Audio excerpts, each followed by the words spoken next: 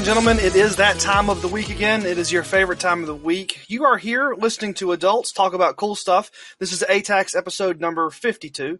I am your host, Paul from Atlanta, and joining me today is Mr. Nate from Parts Unknown. Hello, Nate. How are you? I'm doing fine. Yeah, I still don't know where you live, and that's perfectly fine. I'll update this document one day, but maybe not. It's all good. Also joining us is Mr. Flex from Raleigh, North Carolina. Mr. Flex, how are you? I'm good. I don't actually live in Raleigh, but we'll go with it. I can't have both of you from Parts Unknown. I could bill you from Death Valley, so you could do that if you prefer. Mm-hmm. Yeah, okay. I mean, Raleigh works too. It's close enough. Close enough. And last but not least, the signal is coming from inside the house. Steph from Atlanta. Hello, Steph. How are you doing today? Hi there. Getting over a cold, so yay. Yay. So there might be some judicious use of the mute button to get some coughs out of there, but we're feeling good. We're here. We're going to talk about video games and other associated things. I like those. Yeah, they're pretty fun. Maybe some anime if we want to do that. But oh, dude, the Broly movie. Broly movie was pretty good. Okay. We'll get to that in a minute. First, I'm very uncomfortable right now. Oh, man. Nate, we're going to start with you. I know you have been playing things, and you would like to talk about them, so where would you like to start today? Sure. Let's see. I can start with... Sunless Skies. Sunless Skies, yes, that's a good one. Never heard of it. Is that a video game? It is a video game. It's a pretty cool video game. It is a follow-up to the previous game from the same studio called Sunless Skies, and it is a very similar game, if you have heard anything about that. Okay, it seems dark. In Sunless Skies, I appreciate that pun. That was funny. Yeah. Sorry. You are a train conductor, but your train is in space, and it doesn't need rails. That's the best kind of train. Yeah. And space train with no rails. All right. Yeah, you sail around space in your space train and explore the galaxy, and everything's pretty messed up. Okay. Empress Victoria, Queen Victoria promoted herself. As you do. When she became immortal and murdered a son. What? And and she rules over the skies with an iron fist, and she can apparently give people hours, like, as a currency, but like actual hours that extend your life. There was a movie about that. I think it was a documentary with Justin Timberlake. Yeah. Did she create the Heartless? Is that? Yeah, probably. I don't know. The lore in this game is ridiculous, but I love it. Does this lore tie in at all to Sunless Sea? Like, was Sunless Sea this bonkers as well? Yeah, I think so. Sunless Sea is definitely also bonkers, but it took place in an underground ocean underneath, like London fell into the earth. Was it a train in the sea? No, it was just a boat in that one. It was a little less wacky in that regard, but okay, so we got an upgrade with the space train. Yeah, now we're in space on a train. Which sounds like the new meme for February 2019. I don't know why, but like space train. Mm-hmm. Yeah, sure. I'm so happy. Definitely. But yeah, it's a cool adventure game. You explore the cosmos. You meet weird groups of people. You fight other space trains that are trying to steal your space train cargo. How do you fight space trains? Well, my space train has a big cannon on the front of it. Okay. So you can kind of like do cool spins in space and like shoot and try to dodge other people's cannon fire. Okay, so is this pretty actiony or not really? I mean, the action parts are you use WASD to move your train around. Okay. But you are actually, like, real-time controlling this space train shooting cannons. Definitely, yeah. So you click to shoot your cannons, and you can dodge bullets. They move, slow enough that you are able to dodge around them using your tank controls. And go from port to port and try to manage all your resources. So you have, like, fuel and supplies and different officers, and basically, as you're exploring, all your crew members are getting more and more terrified as you go deeper into the, eldritch horror reaches of space. And Yeah, it's a lot about resource management and trying to plan ahead to complete objectives and survive. I'm not sure if this sounds awesome or terrifying. It's kind of both. It's Okay. very tense a lot of the time. So, Do you have like resources you're managing, or Mhm. like? Yeah, not a ton. Where do you think the tension comes from? For me, the tension comes from, so you have limited cargo space. You need fuel and supplies to be able to survive and get from place to place. And so you're trying to weigh like, okay, how much supplies and fuel do I need to get to this place? And then you're going to meet all these random events along the way, or space pirates and things like that that'll try to take things from you or make you spend extra resources. And so it's like, okay, do I turn back? Have I gone too far? Oh, I see something off in the distance. Do I try to go for it? Do I have the resources to do that? That kind of stuff. Okay. But yeah, it's cool. Is it? I haven't gotten super far in yet, so Okay. That was one of my questions: is have you finished? no, I've played probably 5 hours or less. Okay. Do you get a sense that's like halfway-ish, a fourth? I like, have any... honestly have no idea. Okay. So in Sunless Skies, I played and did not finish. I played probably 6 or 7 hours of that and died. Mhm. And its roguelike structure meant you basically start over. Mhm. And that's when I stopped playing because I didn't want to start over. Yeah. After And 6 or 7 hours. And that was a lot of the complaints I heard about the first game is that it's not just that it's a roguelike, but it's a very long roguelike and has a lot of reading. Yes. And no one wants to reread things for 5 to 10 hours when they die. So that's the thing. The other thing that I haven't talked about at all, which is that there's a lot of writing in this game. You dock in a port, and there's all these different people you can talk to. There's different events going on. You might just run across some random people out in space, and there's just a lot of very flowery, sometimes very verbose language, like very literary, descriptive writing, and like really, really good writing. Like it's engaging. I really like it. It's very. And everything is very strange in this world. Mm-hmm. You don't say. Yeah. So I was just checking while you were talking to try to figure out how long that this game was. Yeah. So I went to one of my favorite sites for that, and there are no entries at all. Which is the first game I've ever actually looked up that there wasn't at least one entry for how long it took them to beat it. This game also apparently just came out 2 days ago. So yeah, it came out 2 days ago, but it has been in early access for like 2 years. So it's showing that it's been there for like the entry was created like August 30th, 2017.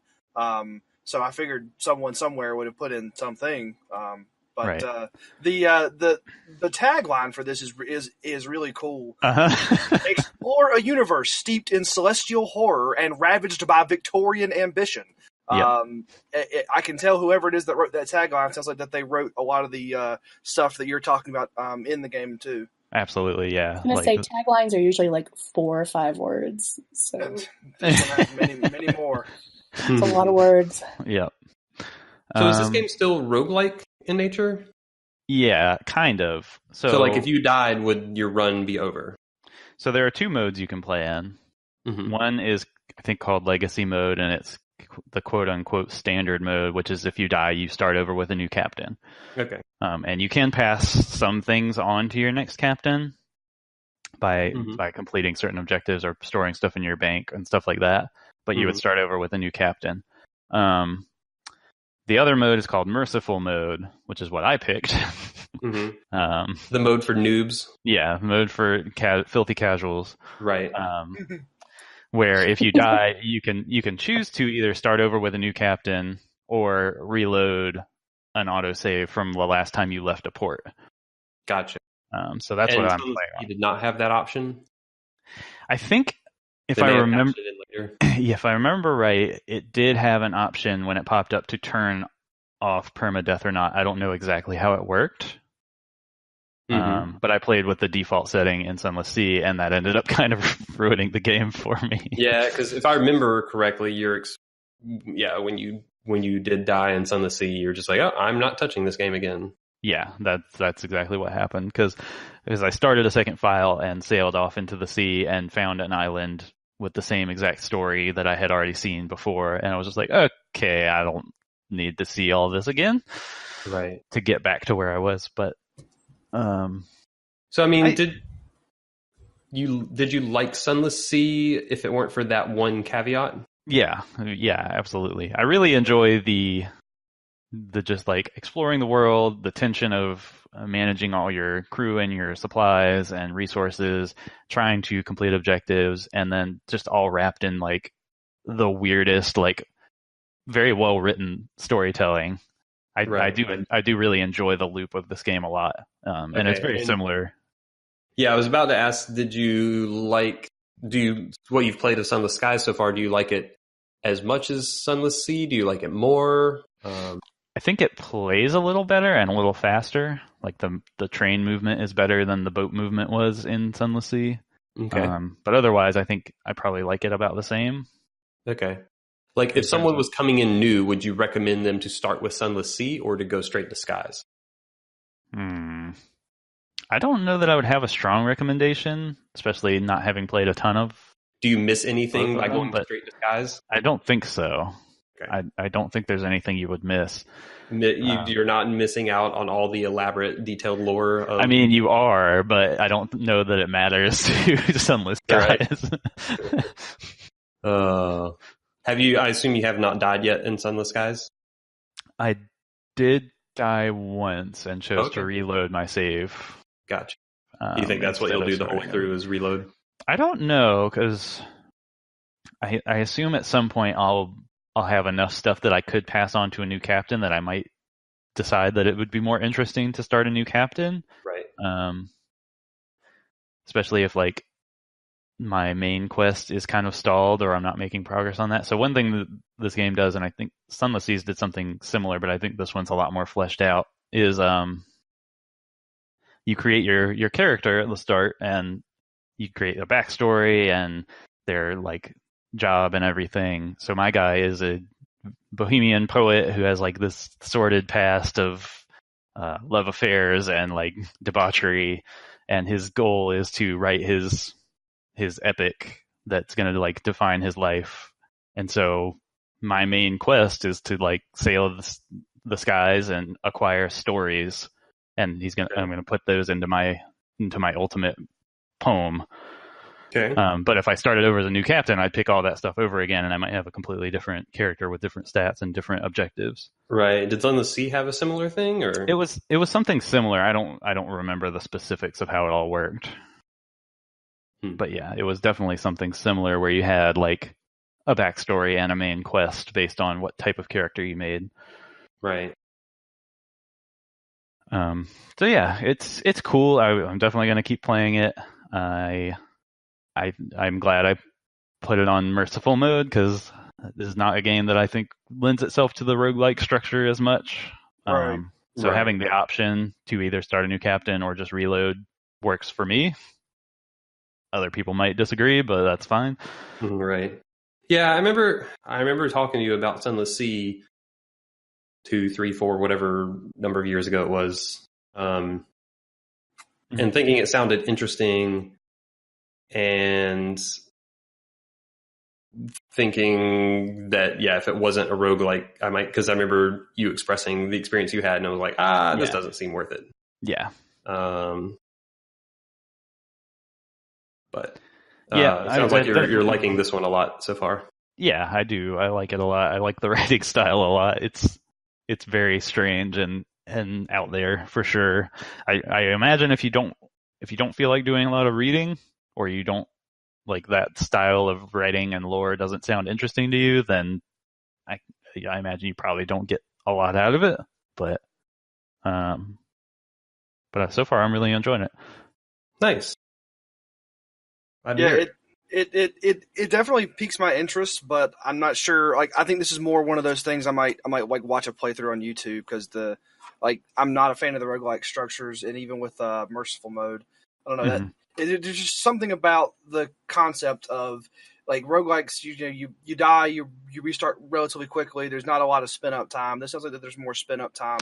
Yeah, this is not a Dead Cells or a Rogue Legacy where you're just like constantly dying and not really losing quote unquote much. This is like a much longer burn, and then if you died and started over, you would lose a lot. Yeah, so I mean, I don't know. Like it definitely sounds neat. I will probably dig into the content of that game, even if I don't play it. Mm-hmm. So here's one final question I have. Sure. When you die, you have an option to pass stuff on to a new captain. Yeah. Would that make that captain stronger than if you had started from scratch? It would mean you had, I don't know for sure. I think you pass on some part of like the map that you've uncovered. So you would start with some of the map uncovered that you've already done, and you can pass resources or items. So you could pass like equipment to put on the train. You could do like a bunch of supplies, so they don't have to worry about that as much at the start. So it would make the early game a little easier for sure. Right. So I guess my question, that was a lead-in question to, do you think they intend for the game to be reasonably beatable for you to have to pass stuff on to make that next run doable? Or do you think the game's perfectly beatable starting from scratch? I guess it depends on what's later on. Like, if there are any big walls that you hit. So far, everything's been very manageable. Right. The time you died, what killed you? I was trying to find a port that I knew it was somewhere in in the northwest area of the map, and I could not find it. And I ended up wandering into like a space marauder base of some sort. And there were like 5 enemy trains chasing me down. That sounds like a problem. And I was trying to like get away from them, but they were all at least as fast as me and just shooting tons of shots all over the place, and I couldn't dodge them forever. So I eventually just got chased down and destroyed. Gotcha. So then when you reloaded, did you just not go in there, or were you able to like take them out somehow? I didn't go back to that exact spot. No, I just kept exploring around the other areas to try to find my objective. So you survived that encounter by just avoiding it? Yeah, yeah. Gotcha. There are lots of upgrades you can get for your train, lots of like different weapons and armor upgrades and cargo hold upgrades. You can get different officers to give you better stats on things. But I haven't unlocked a ton of that yet because they're fairly expensive. You earn money basically by doing like either small missions by just like porting people around from port to port, or buying and selling items in the market. So especially if you can like find a port that sells a lot of one item for low and then bring it back to the main port, you can always sell it for a lot more. So it's a lot of like incentivizing you to move around the map, constantly uncovering new ports and visiting them and interacting with the people there to make money. Gotcha. Yeah. Cool. So I'll keep going with that, but I'm definitely liking it. I think if it sounds like from a lore perspective, if it sounds interesting to anybody, I think it's worth a look because it's something. Yeah, its lore sounds pretty wild. Yeah, it's fun. So I've been playing a bunch of other things. I'm definitely not going to go into all of them here. Sounds like we had a request to hear about the Anthem beta. Yeah, I was just kind of wondering what your technical experience was, because I've heard a lot of random things on the internet. Just curious what kind of experience that you had with that beta. Yeah, so the Anthem has a public demo out this weekend as of this recording. So you can go try it too today if you want. But I think so. Technically, it mostly ran fine for me, which is actually the main reason I wanted to try the beta, to see if my computer could run it. Is it on Origin or? Yeah, it's on Origin. Okay. And it ran fine for me. It did. It has long loading screens, and it does take a while to connect at the beginning. What did you play it on? Sorry? I played it on PC, yeah. Okay. And I did have it crash on me once. It just went to desktop. Mm. I don't know if it'll be something that's only because it's a demo, but I mean, they're not even calling it a beta. It's a demo. It's not like, oh, here's the broken version of the game. It'll be fixed by launch. I mean, hopefully they probably are fixing some things, but when is the actual release date? It's pretty soon, isn't it? Like February? It's like 2 weeks away, I think. Yeah, so it's very soon. It's not like that they're releasing this and then it's like, they have months to fix some of these problems. So that kind of makes me worry. Yeah, I'm gonna say that I'm fairly confident when it launches, it is not gonna be like 100% running great for everybody, especially the servers, because every online game the servers are on fire.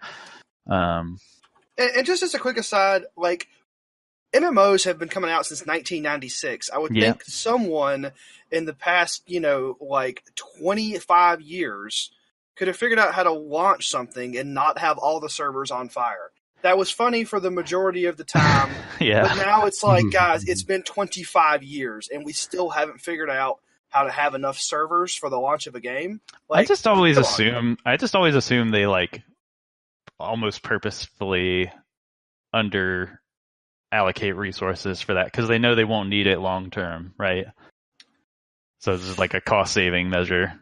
Yeah, I guess. I mean, I just still think it's like it's never a good look, but no, and you shouldn't have to like wait a week, for every single game ever that comes out. Like if all these games are going to be games as a service, and if all these things are supposed to be online like all the time, then make the servers work day one. If you can't make the servers work day one, then include an offline mode. But for I stuff think like that's fair. I mean, it is kind of silly that we can't launch online games in 2019 without them being kind of busted.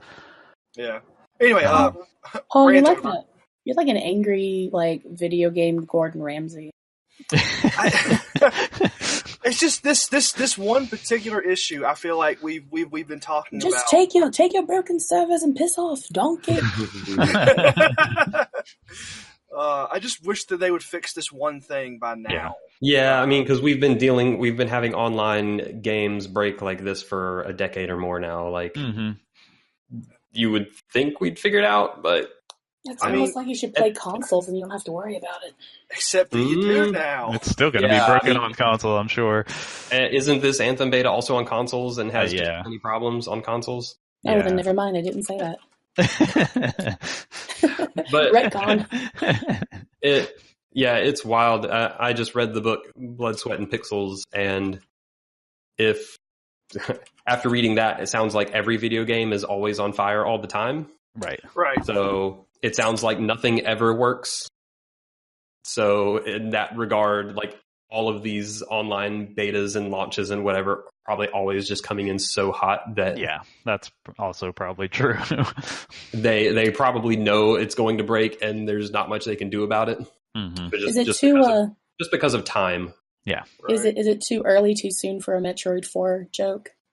Okay, I'll hold on to it. All right. You could go for it. I don't care. No, it's fine. That was almost like the opposite of this situation of someone actually willing to take more time. Yeah, that's true. I think that was handled very well, but that's off topic. No, it's fine. But I don't know. Anthem seems. I bet that game's going to have lots of issues at launch. It's a fun game, I think. I don't know that I have a lot to say about it. Okay, right? That's fine. When it wasn't breaking and you got to play it, does it strike you as something you would like to go spend $60 and play when it comes out? Probably. I'm definitely not going to buy it like day one and like see how it shakes out for that first week. But like, I don't know, that sprinting animation is real good. The rocket jets come out of your back and you hear the metal gears going and the feet clanging on the ground. It's pretty good. Flying through a waterfall feels pretty good. So as someone who doesn't know anything really about Anthem, like, is this just like a prettier Titanfall, or does this feel It's Destiny, yo. It's Destiny if you were Iron Man. Ooh, okay. Yeah. That was the game. Destiny if you were Iron Man, it's a online game of service, loot shooter, third person action game. You upgrade your mech suit, called a Javelin. It's from BioWare, which, would have meant more, 5-10 years ago. Longer than that. Yeah, longer than that, I guess. Yeah, sadly. I guess maybe 10 years ago. That was around Mass Effect 2 time. So yeah, 10 years ago they're the last great game they put out. Yeah. God, that was 10 years ago, man. What the? Yeah. Okay. But I don't know. I mean, it's real pretty. The action's real good. I like the flight. I like the dodge maneuvers, the hover in place. It seems like there's probably a lot of customization in your mech suit with all the different, frames you can pick and different weapons and add-ons and abilities. Like all that stuff seems solid. Cool. But I like I said, it's just a demo. I didn't play a ton of it, and it did crash on me some, and some frame rate drops and things like that. Ready to ship. Yeah, it's a video game that will definitely ship and will definitely have a lot of people yell about how it's on fire. Yep. Which they already are, honestly. Yeah. Sounds like a very exciting time.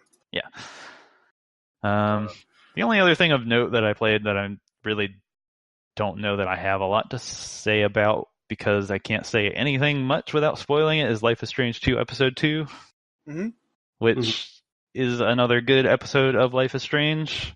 Yeah, I mainly was just curious if that was still continuing the positive trajectory of that. Yeah.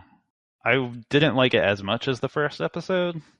Okay. And it weirdly also had some technical glitches, one of which was kind of hilarious, but I also don't know that I can really say what it was without spoiling stuff.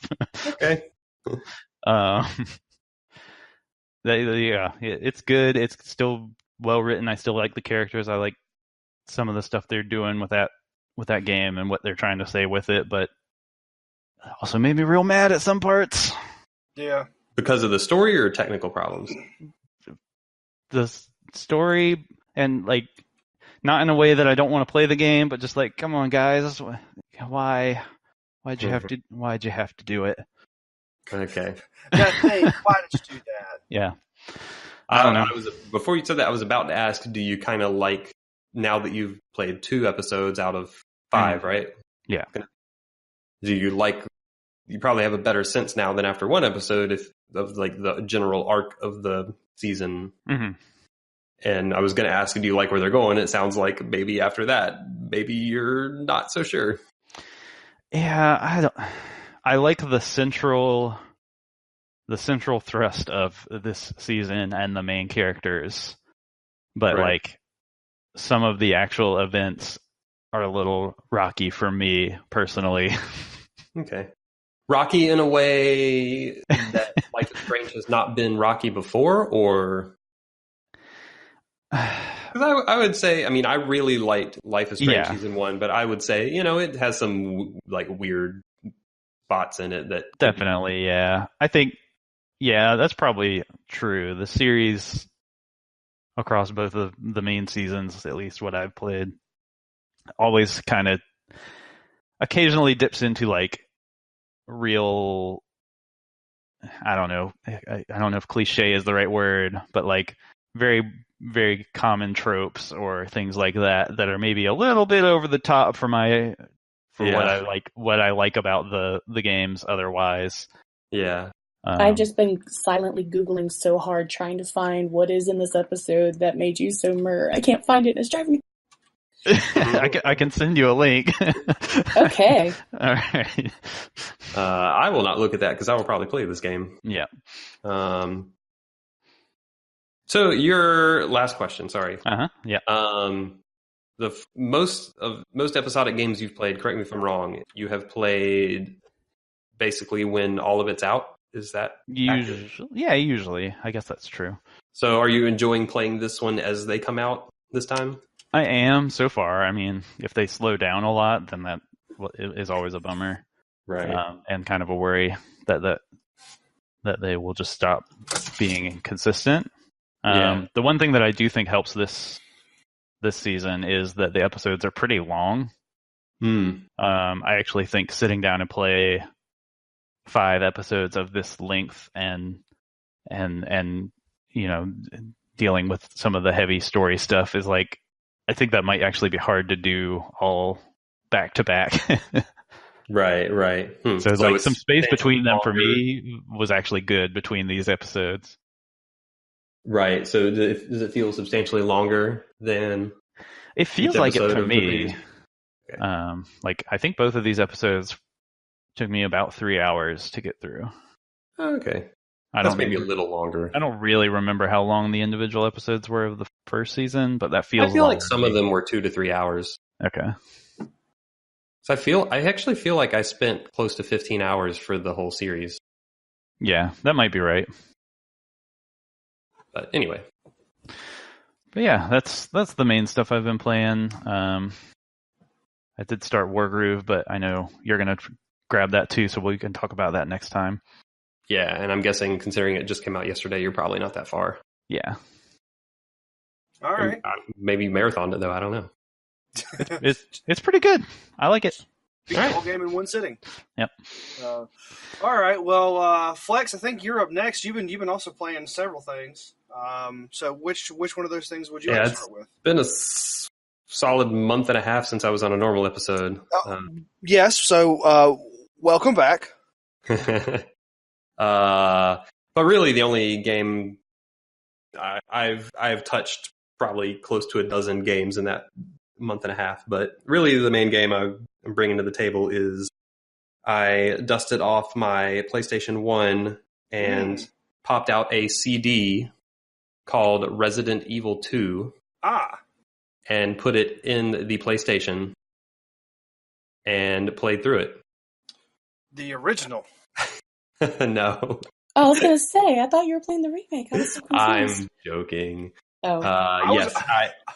I was thinking maybe you played through the original just so you could compare it to the remake. Like, that would have been... That's some dedication there, bud. Yeah, game review dedication. Wow. Yeah, I take my game playing very seriously. I want to make sure I have all my facts straight before I play any video game. You don't need facts to make arguments.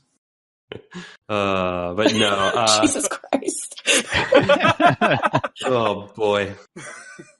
This is not a political podcast. We don't need to get there. No, it's video games. But no, I have been playing a lot of the new 2009 remake of Resident Evil 2 on my shiny PC, not a PlayStation 1. Yay. And it is very good. I like it a lot. Full disclosure, I have never played the PlayStation original. Okay.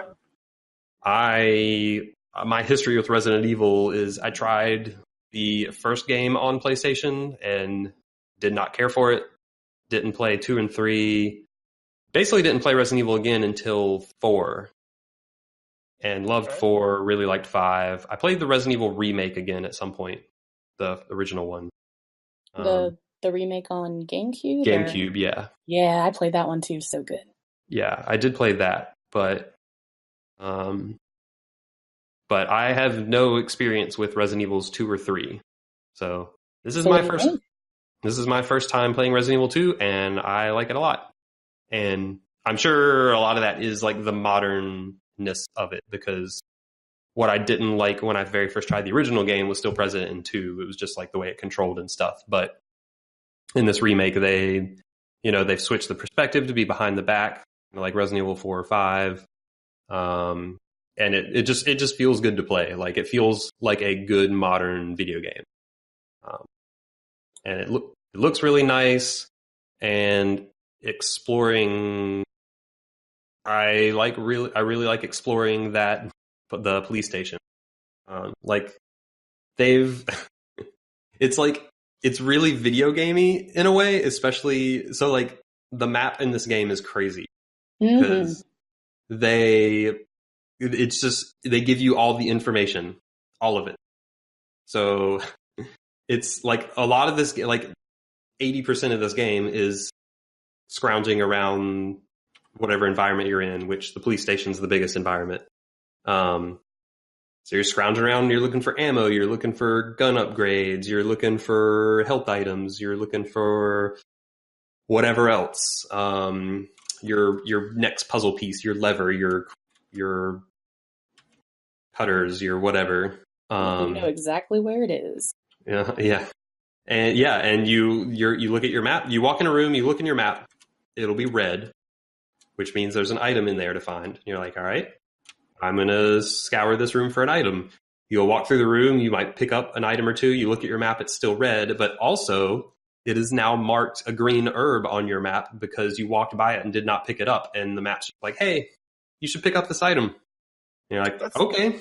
I will walk back to the other side of this room, pick up this green herb, and now that room is marked blue because you found everything. And see, like, full disclosure, I played Resident Evil 2 on the PlayStation because it was an ex's favorite game, so I played it with him. But the remake, I'm watching like another streamer play it, and the map system, like, I couldn't imagine it like any other way. Like, could you imagine like trying to find some of these items and not knowing where to even look? Or would you like that? Do what? I said, or would you like that? Because I don't want to do RPG scrounging for treasure chests when things are chasing me. Yeah. I think for me, actually, it wouldn't affect it too much one way or the other because 98% of the time, I don't know, the vast majority of the time, I walk through a room without looking at the map. Like, basically, I don't look at the map until I feel like I've done a pass of the room. And the vast majority of the time, I find everything on my first pass. So it's not like the stuff is hard to find. It's just the map is more there to, like, if you miss something, it just makes it easy to go back and get it. But nothing is really hard to, like, nothing is hard to find. Like, you're not going to miss things all that easily unless you're just sprinting through, which sometimes you do end up doing that. So for me, it's, I don't know, like, because I mean, I play a lot of games where you scrounge for things and it doesn't tell you when you miss things. So I kind of like scrounging for things. Like a lot of my favorite games are games where you scrounge and it doesn't tell you if you miss stuff. Sure, but do you like scrounging for things when a guy in a trench coat's coming for you? Not really. Yeah. Yeah, and that is a big difference point. So I started as Leon, and the fedora wearing Mr. X at some point he shows up and starts just relentlessly chasing you, and that was the only time where I felt like the map was great, because there were times where it's like, all right, Mr. X is here. I just got to book it. And I would run through rooms that I hadn't been through before. And it was good that the map would still mark it red. And that would be a note that, like, okay, I have to go back to this room that I didn't have a chance to explore before because I was getting chased through. Right. But yeah, I would say the answer to that is not that the map system is needed. I would say get rid of Mr. X, and then you don't. Okay, you know what? I would agree with that. So I don't think it's the map; it's Mr. X that's the issue. Yeah, I hate that guy. He's annoying. Like,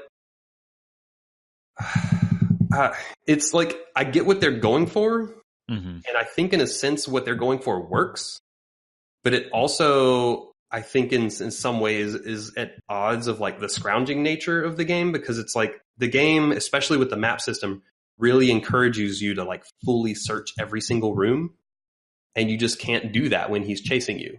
So it's like I got into this loop in my Leon playthrough where it's like, all right, I need to poke around this room. Okay, because Mr. X seems to just know where I am every 30 seconds. He's going to inevitably come before I finish scrounging the room, which means I'm just going to go run to a safe room, hide until he disappears again, go back to that room, spend 30 more seconds looking, then he's going to come again, then I'm going to go hide and wait.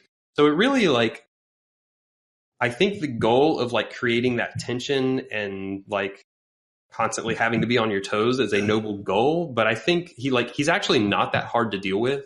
You basically just run to a safe room and wait him out. So like in practice, what it does is just lead to a lot of waiting. Right. It just constantly interrupts what I'm doing, and that's like, well, you're just making this take longer now. So like that's where I don't like Mr. X, is he just makes it just felt like it made that section of the game just take longer than it needed to be without actually making it harder or even scarier, really. I think if the game wasn't so much about scrounging, there would be a way to do that, but it's because like you want to search all those rooms, like you have to a certain degree, because, and this is a part of the game I actually really like, is the game is really based on like finding all these keys and levers and stuff and solving. They're not really elaborate puzzles, but like you're piecing together these little puzzles and finding items to unlock doors and all this stuff. And like that systematic nature of like fully exploring and unlocking the police station, I think is really fun. And I think Mr. X just like really disrupts all of that. So it feels a little at odds at some point. And I think if the game, like if it was a different type of game to where like it wasn't so methodical in your exploration of this really intricate space, because I genuinely think the police station is incredibly well designed. And like, that's probably my favorite thing about this game, is just the environment of the police station is really good. And I think if the game wasn't that type of game of exploring a really smartly interconnected environment, like I think there is a version of Resident Evil 2 where Mr. X is like not just a hassle to deal with. And like does add us like tension and like a survival element to it. But for me, it just ended up being more of an annoyance than anything, because like I said, he wasn't hard to deal with. It was like, all right, I'm going to run and go hide in this room until he walks away, because for some reason he won't enter this room.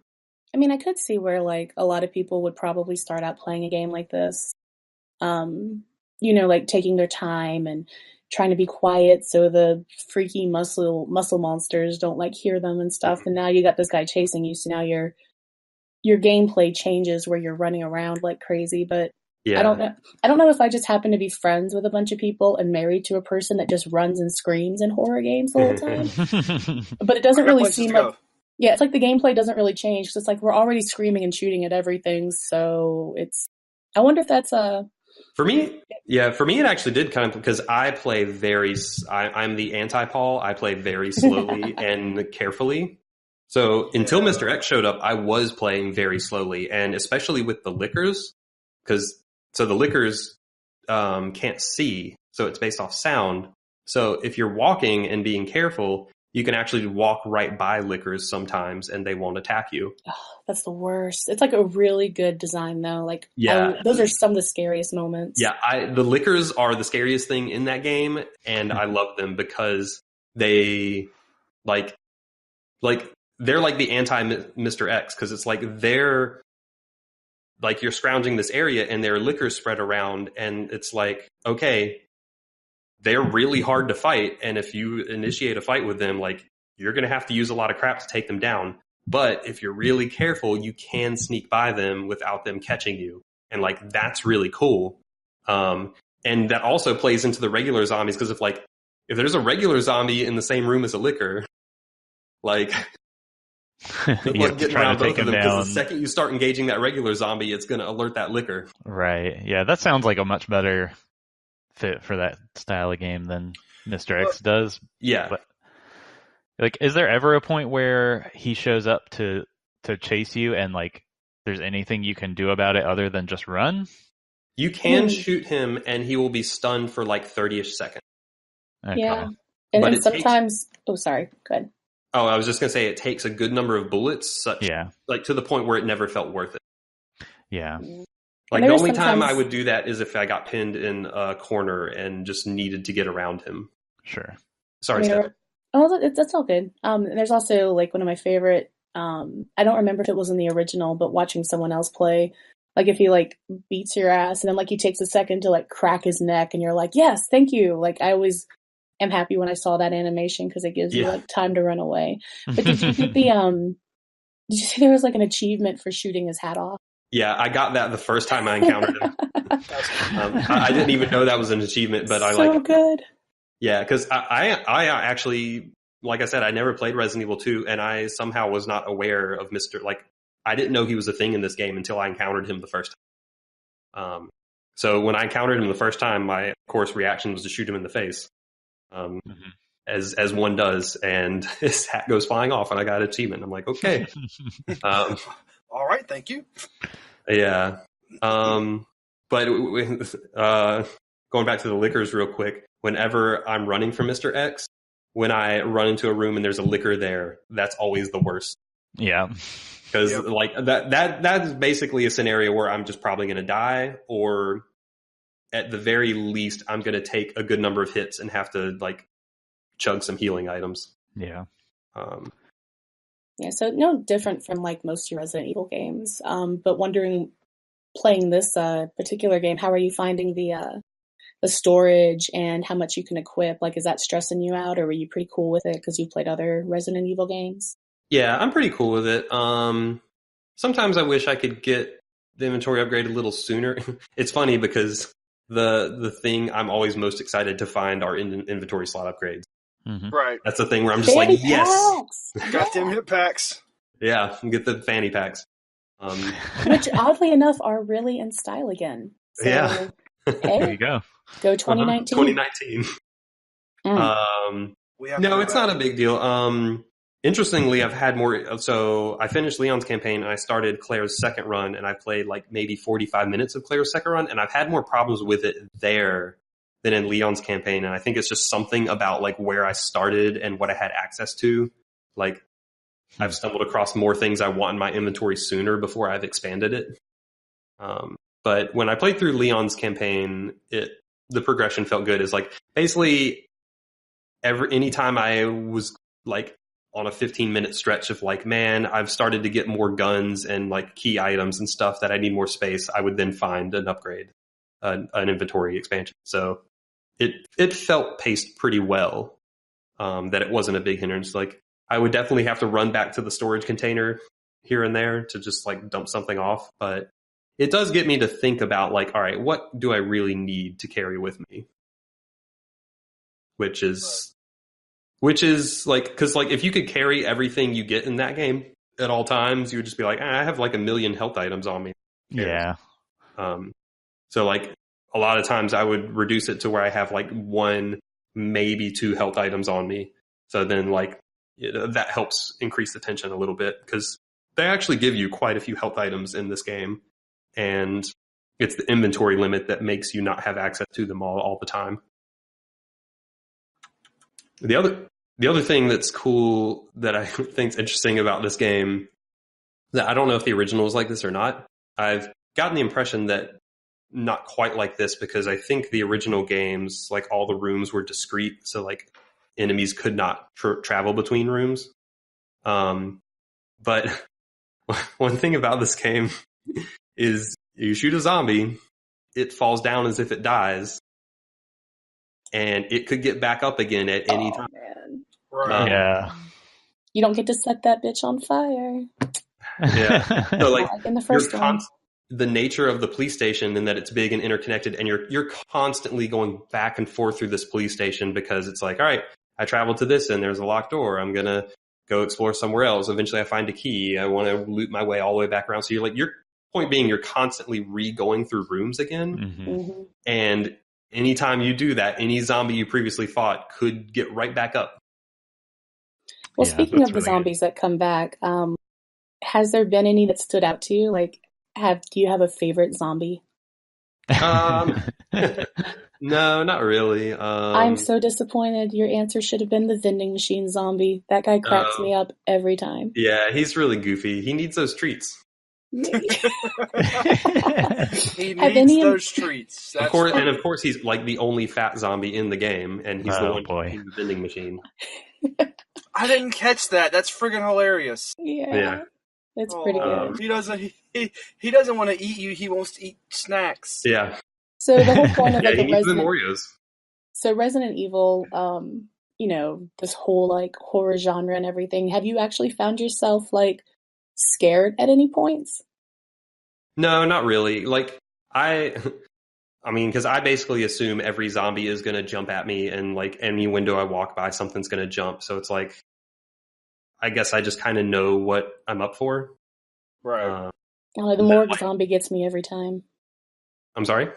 The zombie that's like in the morgue, like when you pull the little thing out, and then he has like a weird like seizure at you. Like that gets me every time. Yeah, there are a few like that, and there's one in a like you open lockers to get items, and there's one in a locker. Screw that guy. Yes. But no, I wouldn't say. I'm also someone who doesn't like. It takes a lot to scare me in a game. But I wouldn't describe like I don't feel like this game's been that scary. It's very tense a lot. Like right. I have felt tension a lot. I wouldn't necessarily say I've been scared, but I've felt tension a lot. Like when you're retraversing a room and you're like, okay, which of these zombies is going to pop back up? Which, by the way, is a really good way to keep rooms interesting as you travel back and forth through them. Mm-hmm. I think that's a really cool idea. So it's more like you need blood pressure medicine and not a hug. Yeah. Okay. So it's like you're going back through and you're like, all right, which of these could pop up? And I've also noticed that enemies will wander around. So like you could go into a room that you've been through 10 times before and now there's a liquor in there. Like, okay. And the liquors are where the biggest tension for me comes from. It's like, all right, can I sneak by this liquor? Like, and like that's very tense. And Mr. X can be tense as well. Whenever I hear his footsteps, it's like, all right, pull up my map. What's a route to a safe room? Like, how can I get there?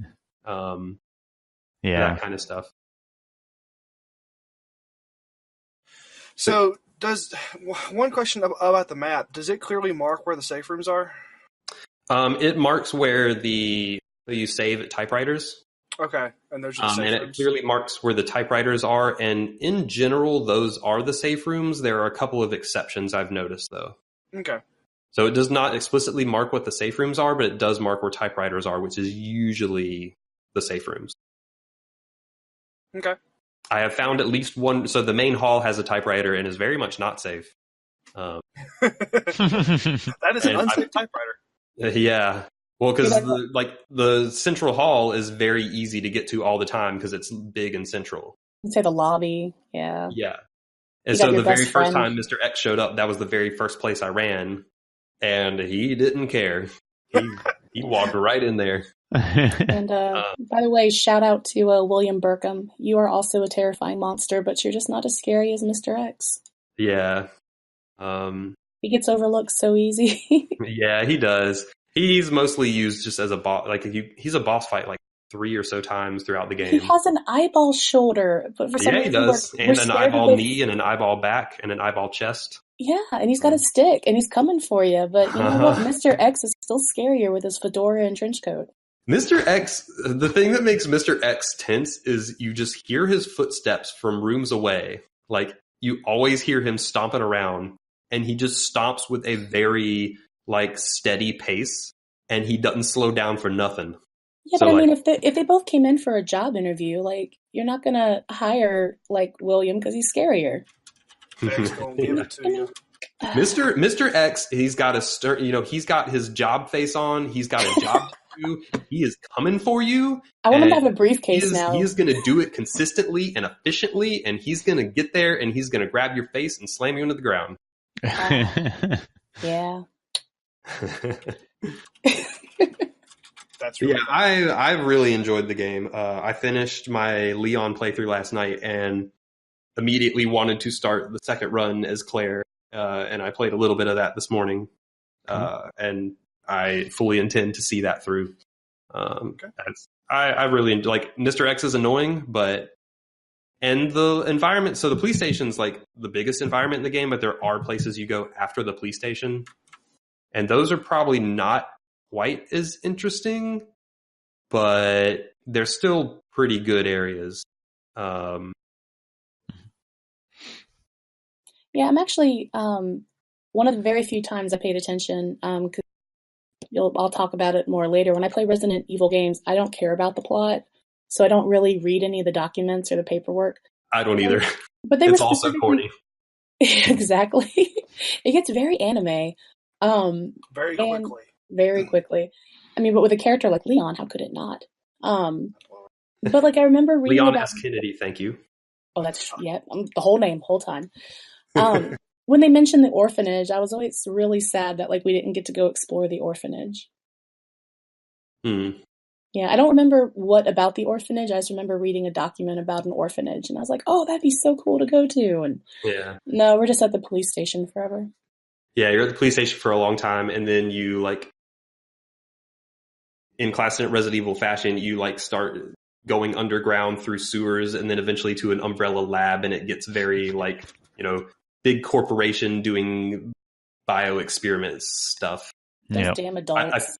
I feel like every Resident Evil game like ends in like a lab type thing with bioweapons. And they're usually underground. Like, yes. I think Umbrella just has one base, and it's just like under the entirety of the Earth's surface. Yeah. That's funny. Like, no matter where you go, if you go underground far enough, you're going to hit an Umbrella base. Yeah. Like in Raccoon City, they've got potholes everywhere in the streets. We can't fix them, but we have an entire laboratory under the sewers. Yeah. Pro tip, burn the plant things. The plant monsters. Yes. Burn them until there's nothing left to burn.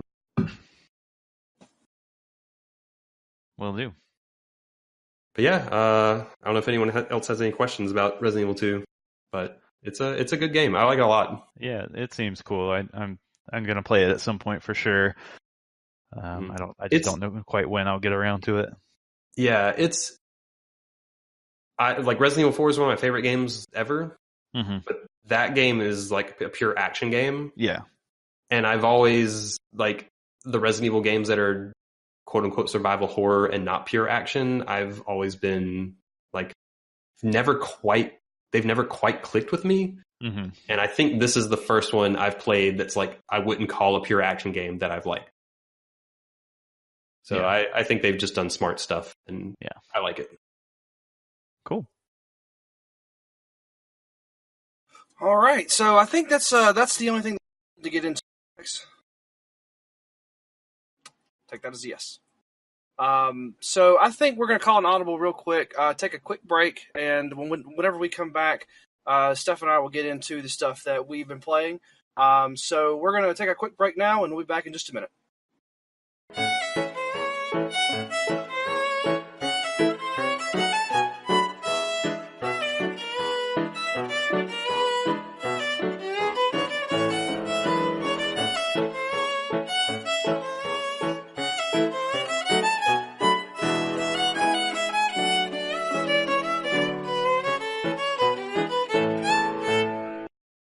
And ladies and gentlemen, we are back. And Steph, I know that there's been plenty of things that you've been playing recently, and we've been playing Resident Evil 5 together, but I think you wanted to start with some Steam games. So why don't you just go ahead and kick us off with that? Yeah, so last podcast I had mentioned that I was playing Genital Jousting, but I wasn't quite ready to talk about it because I had just finished it before we started the podcast, and I was kind of mulling over the message. You had to consider the deep lore of Genital Jousting. I did. I kind of did.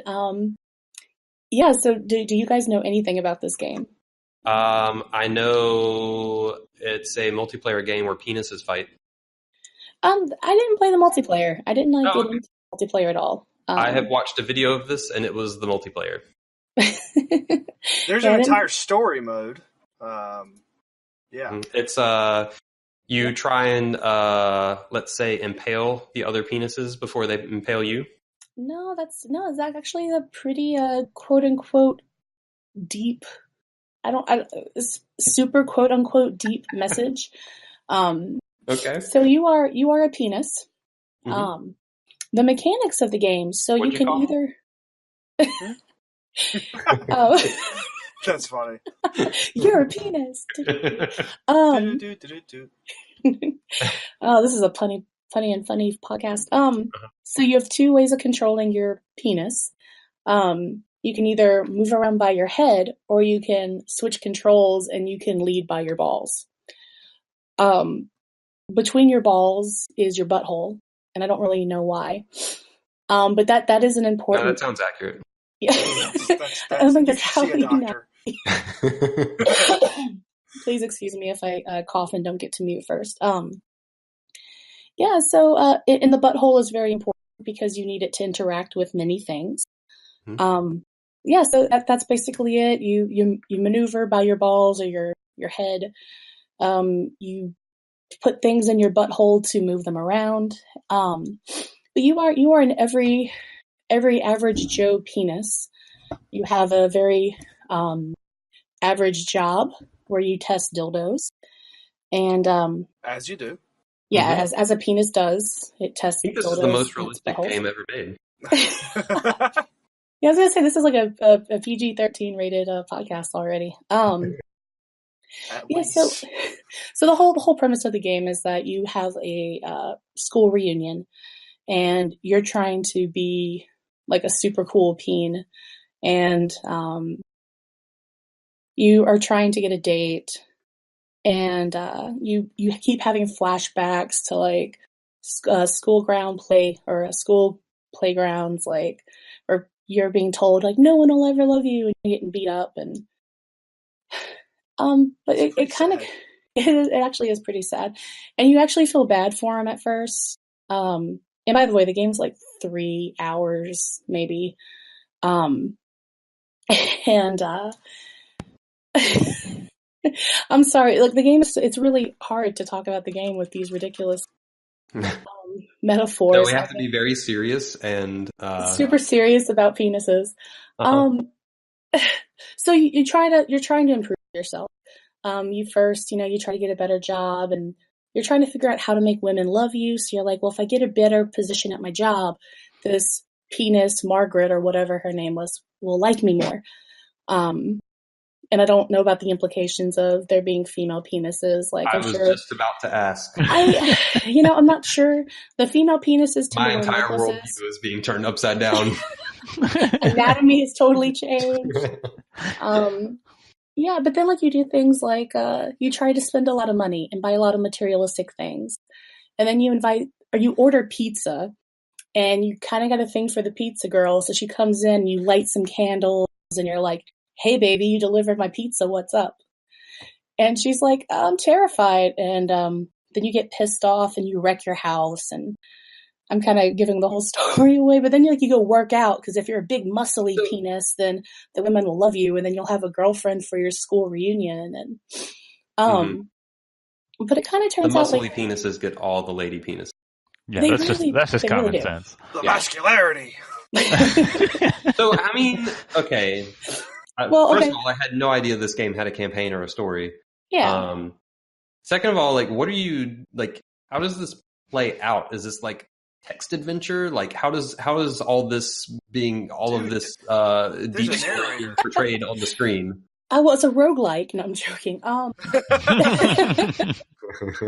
It's a game as service. It's just a lot How are of the like, servers? The servers are stable. They're great. Reliable penis servers. It's a lot of like maneuvering around, trying to figure out. It really, that's the core, is that the penis moves so weird, as one does.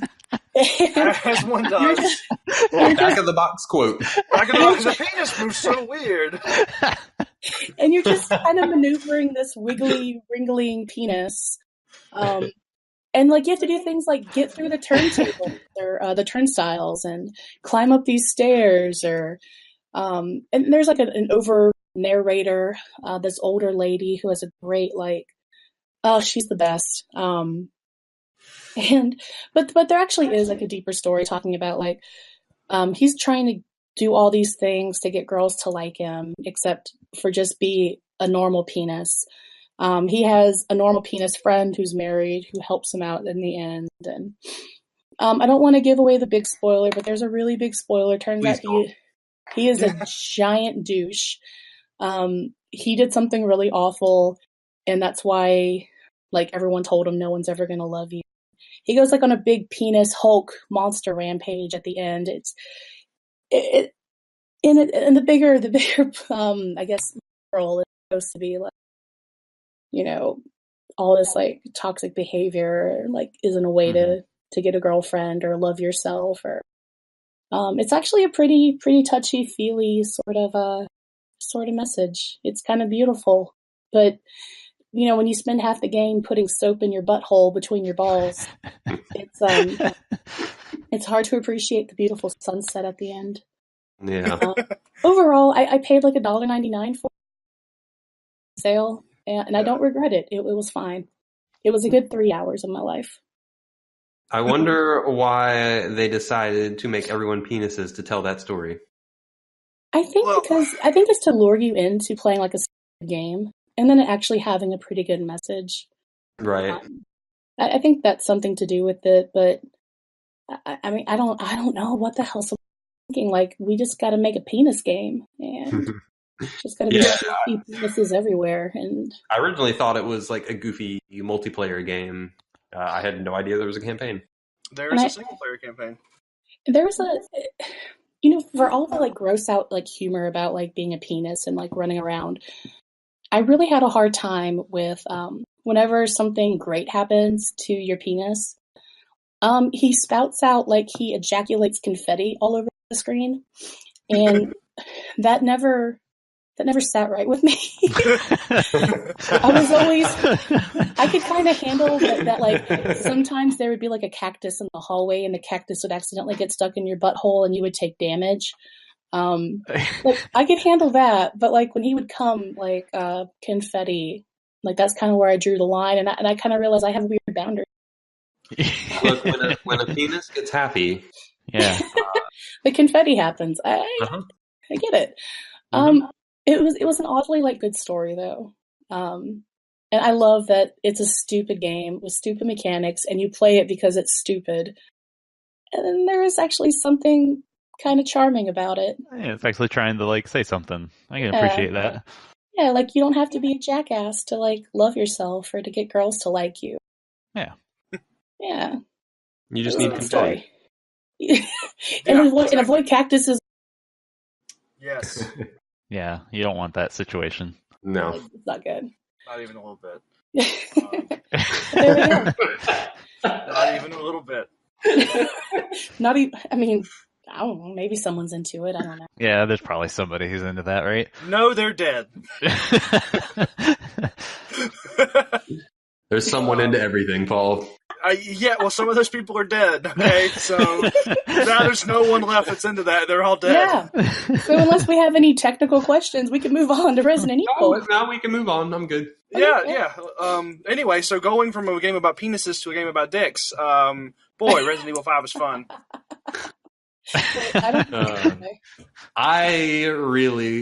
Resident Evil 5, okay. Resident Evil 5 gets a lot of shit. Mm-hmm. But I think Resident Evil 5 is genuinely awesome. All the shit I remember Resident Evil getting when it came out, I don't see it. Like, because I remember when it came out, everyone lost their mind about how it wasn't this or it wasn't that, or and like the reviews were mixed, and I don't know, it's fine. Yeah, I don't know why everyone was so mad. People felt like it had gotten so far away from what Resident Evil started as. Yeah, I mean, it was fully sliding into like crazy anime action bullshit. Yeah. Well, yeah, and I feel like that I don't have to think about whether or not to shoot the zombies. I just shoot the zombies. I've always got plenty of bullets. There's not really scarcity there from what I've seen so far. Yeah, it's an action game. It's a really good action game. Yeah, and that's what I was about to say is like amidst all the complaining, what people seem to overlook is like, hey, this is a very good, well-made, fun-to-play action game. Yeah. So for those who don't know anything about Resident Evil 5, it's 5 years after Resident Evil 4. I know that. I know that we're in Africa. There's some biochemical shit going down, and the locals are in a bad mood. Real bad mood. And I only really know most of that from a Wikipedia article I read, because I can't bother to understand the lore of a game while I'm playing it, because I haven't read a single document. Every time we get to a document, I'm like, hey, are you ammo? I don't care. Yeah. Moving on. And as I was just saying in Resident Evil 2, I did the same thing in that. So even if it's not the action style Resident Evil game, like, who cares? Oh, yeah.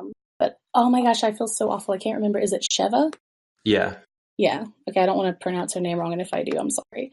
But I'm playing her, and she's super badass, and I love it. And Paul and I are co-oping it. Yep. It's not scary at all. Nope.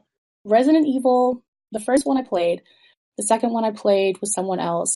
Otherwise, I don't play scary games. I can't handle them. I will break TVs with controllers. I watch other people play scary games through my fingers. But this game isn't scary. By the way. It's not scary at all. No, it's just not. it's a really icky, it's kind of gross sometimes, but it's just an icky third-person shooter, and it's great. When people's heads explode and giant tentacles shoot out of them, it's a little icky. You know what? Surprisingly, that doesn't creep me out as much as when I run into a house and it's like, oh, there's a brain and it's got a little axe by it, and it's like, well, that looks gross, you know. Yeah. That kind of freaks me out more. Yeah, and I feel like that for the most part, you know, a lot of the stuff that, you know, kind of made Resident Evil, like, you know, like you guys were talking about earlier, I'm not really feeling that in 5, but I also don't really mind it because I was never super attached to that style of gameplay anyway. Right. I just think that like we got Resident Evil 5 because it was on sale and because we needed a co-op game. Like, it was not on my backlog, right? But I have definitely been pleasantly surprised with just how good of a game that it is, even though, like, people are like, oh, that one's not, like that's the bad one. And it's like, no, I think this is fine. Like, I'm actually really enjoying this. Yeah, like, who is this person? But, there is one thing. Hold on. Like, the one thing that I find with this game that is, like, it just dates it for me. There are so many friggin' co-op doors. You need so much help to open all these doors. And, like, it's fine. But, like, the whole co-op door thing, I felt like had its big heyday in, like, 2013. I promise. I swear. If Chris yells at me one more time to come on, like, I'm going to punch you with the mouse. I mean, and like on screen, Chris outweighs, like, Sheva by like 3-1. I mean, he's enormous. Yet his bicep outweighs Sheva. Yeah, but he really needs help to open this door that's not even jammed. It's just he needs emotional support. Damn it, okay. You know, and that I'm just saying, this is a game where I feel like that the co-op door is in full swing. Yeah. No, that definitely came out right in the when that was a thing. Yeah, but you know, like, even though it's not a horror game, I do find myself screaming a lot during this game. Has nothing to do with, like, being afraid. It's because I'm yelling at Paul because he's running ahead, guns a-blazing, just shooting up everything, triggering traps. Like, there's tripwires everywhere. He doesn't care. He's just going to trigger them all. He's got a health spray. Yeah, I'm fine. I got a first aid spray. Meanwhile, I'm playing Final Fantasy. I'm looking for all the treasure chests. I got to knife all the barrels and get the gold. So he's like 2 screens ahead of me, and then Chris is like, help me open the door. And I'm like, fuck you. I'm a mile behind you. And the only reason why we can upgrade the weapons is because of me, damn it. I'm constantly running out of bullets because I'm not looking for them because I know she's got a whole stash. So I'm just like, hey, I'm out of bullets again. Give me some more. Yeah, I don't even tell him when there's because he has the machine gun and I have the shotgun. So I don't even tell him when I find machine bullets anymore. I'm just like, okay, machine gun bullets, pick them up, and I'll just give them to him when I see him next, whenever he runs out. She's a machine gun fairy. I really am. But we're also fussing at each other because, oh my god, the quick time events, they're not as cool as in God of War. No, quick time events in this game are not great. I freaking hate them so much. Yeah. Hate them so much. Yeah. And they're also confusing. I played some of Resident Evil 4, not much at all. But I remember, the quick time events there, I don't know, there's something easier about pushing R2, whatever button it was. When I'm on a keyboard, it's like, hit A and Z at the same time. I'm like, what the hell? Like, I can't handle that. I've never liked QuickTime events on a keyboard. Yeah. And I would assume it has controller support on PC if you wanted to switch. No, that's hard. I've already started playing with keyboard and mouse, and it's an unwritten rule of the universe that if you start playing a game with keyboard and mouse, you could never plug the controller in. For me, it's just I'm lazy. Yeah, I'm just too lazy to find where the controller is and plug it in. Yeah, and I would say we're probably maybe halfway through now. Yeah. So it's definitely far enough in for me to know whether or not I like it, and I obviously do. But yeah, this story, like, I'm normally someone who, like, even like I will dig into a game story because I really do like stories in general. I could not care any less about this one. Just give me the bullets, show me the zombie. I'm gonna go shoot it. There's a woman in a trench coat and she's got heels, kind of cool. And then there's a white guy that's like kind of crazy, and it's a little crazy. It makes me kind of wonder if I'm racist for playing this game. Like, there's a lot of shit going on, but I don't care about this at all. Just gonna shoot them zombies. I will say though, like, I'm not going to talk about Kingdom Hearts 3, but I am playing Kingdom Hearts 3.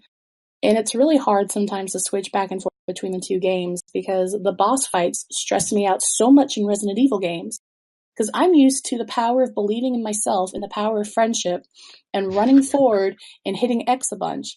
And you can't do that in Resident Evil boss fights. You're supposed to play hide and go seek and murder tag. And it's just not my style. So, like, whenever the zombies come, I'm just like, and then there's the big scary one. I'm like, do I run at it? Do I run away from it? Am I supposed to set it on fire? I don't know. I'm sure Paul runs at it. Oh yeah, so the last boss, the last boss that we fought was this weird like bat thing, and I used up all of my bullets, so then I knifed it to death. And nice. Yeah, it wasn't that cool looking.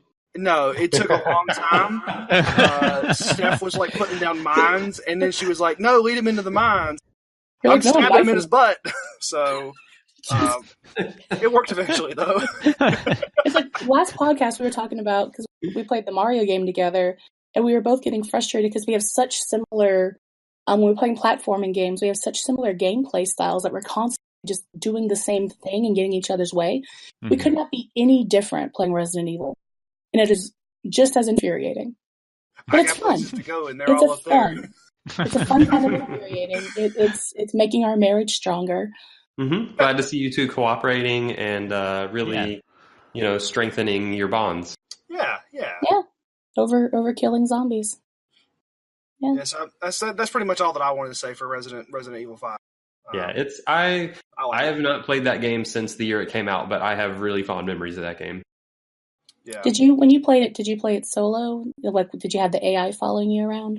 No, I played co-op with a fellow ATACS crew member, Mr. Ryan. Oh, okay. Because I wonder, a lot of the reviews, because I remember when it came out in the day, the reviews being not so great. So I went back and I was reading. I played it solo. Yeah, was the AI bad? It was very bad. Okay. I think that's the one. So, like, a lot of people complain about this game not being true to Resident Evil, which came across to me the same way people complained about like Chrono Cross and other sequels that kind of deviate, and it's like they're not judging the game on its own merits, they're judging it by they want it to be more of the same. And that stuff always seemed like just short-sighted. But the one complaint people had about Resident Evil 5 that seemed like a substantial complaint that could have been done better is the AI companion if you're playing solo. Yeah, I specifically remember an instance where I went to throw a grenade at a group of zombies, and she ran in front of me, and it bounced off her head and came back and killed me. Oh, that's a problem. This game came out in 2009. You were. Yep, it is a decade old now. Wow, I did not know it was that old. That traumatizing. but like if you're playing, like, I bet playing solo is kind of frustrating. But I think if you're playing this game co-op, I think it's a great game.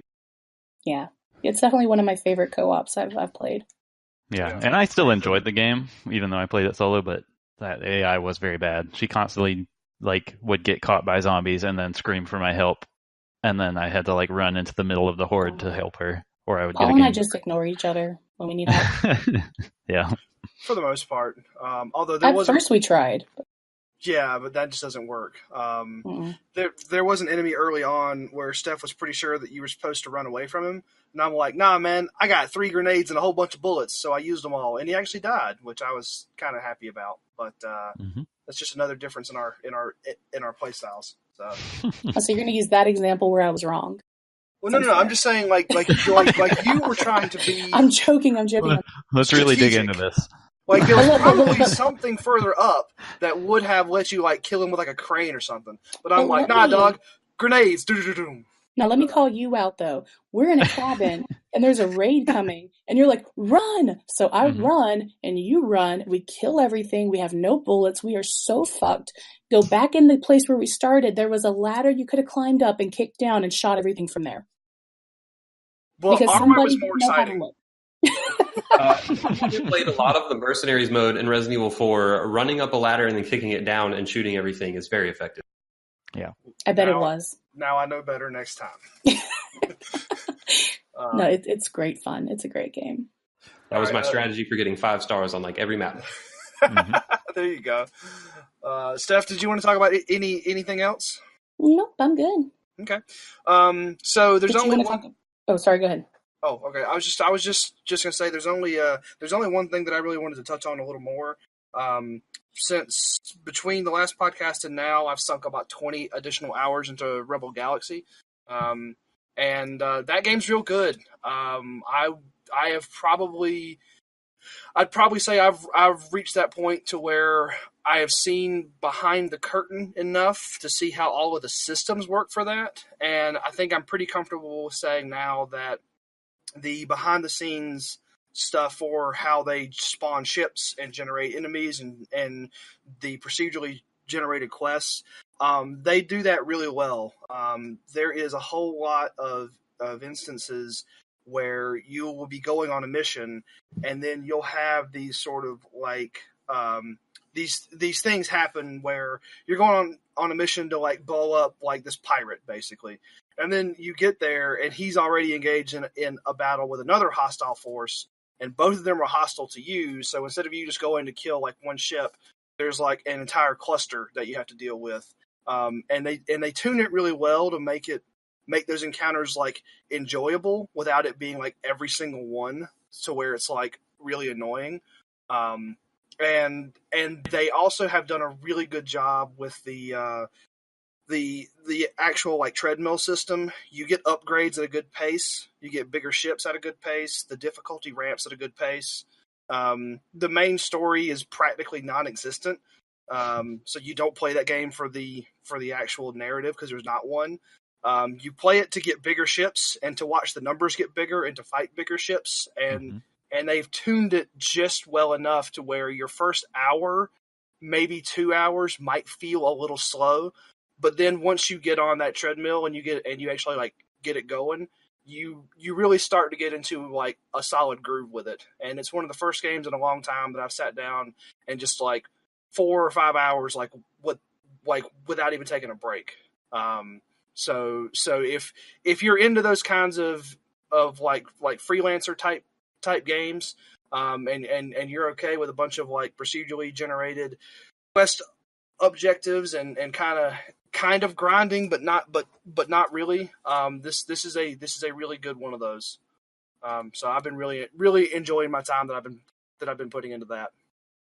So nice. Yeah, it's fun. I think I have that game free somewhere. Yeah, I feel like I saw that, but I can't recall. So I struggle keeping up with all my free games nowadays. They're doing it a lot these days, which is nice. I tried that game at some point, and I think I just didn't get past that first hour or two that was kind of slow that you were talking about, and it just didn't grab me. Yeah, and that's the one criticism that I'll definitely give it is if it would have had a more powerful narrative hook in the beginning to like give you like a really structured story that could also count as kind of like a tutorial for the game itself. I think that would have made it, you know, it would make it a lot easier for people to get hooked into it. I kind of felt like after an hour and a half or so, I was kind of like starting to like slog through it, and I'm like, yeah, maybe this is not for me. But then, you know, it was kind of like the light was like right around the corner, and I just kind of pushed through that. But Yeah. you know, if they would have done a little bit more narrative to hook you to at least hour 3, I think a lot of people would be able to sink, you know, 30 or 40 hours into it from there. Right. So, and as far as ship progression goes, which is kind of how I'm measuring informal progress, like, you know, the smallest ship's called a corvette. That's what you start in, and then the largest ship is a dreadnought. And I'm about halfway up that tree. So I would say, you know, like I said, I've put in 25 hours. I've already kind of decided I want to sit down and just try to get the biggest, scariest ship in the game, and that will be like when I'm done with it, since the story doesn't matter that much. And so I'll probably have another 20 hours worth of content there.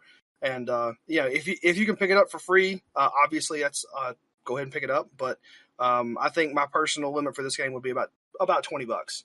So, but yeah, it's been a lot of fun. Cool.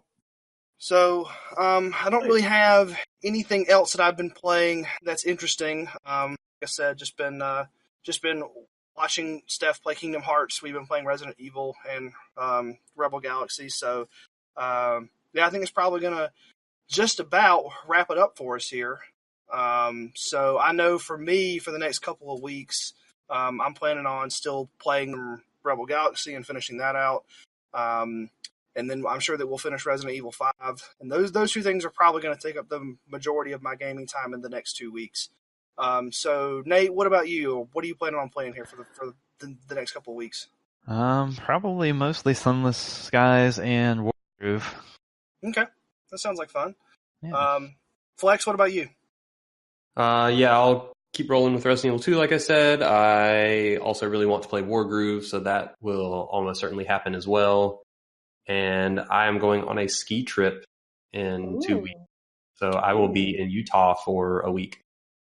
Nice. That sounds like fun. Mm-hmm. Are you going to take the Switch or any handhelds, or is this going to be pretty much 100% skiing 100% of the time? It'll be a lot of skiing. I'll probably take the Switch with Wargroove if I hadn't finished it by then. Now, you got to be careful, because if you stay on the slope 100% of the time, you know, eventually that Yeti comes after you. Yes. Wow, ski free joke. Wow. I'm solidly impressed, sir. That was a good one. Good pull. Steph, what about you? What have you got on your gaming agenda for the next couple of weeks? I really want to focus on Kingdom Hearts 3. I want to get that beaten. I'm also playing Moonlighter, which I really enjoy a lot. I want to finish Resident Evil with you. Surprisingly, when you're not employed, that's a lot of free time to play video games. So. Mm-hmm. Yeah, it's I've been there. You get some good free time. Yeah, I got some free time while I'm job.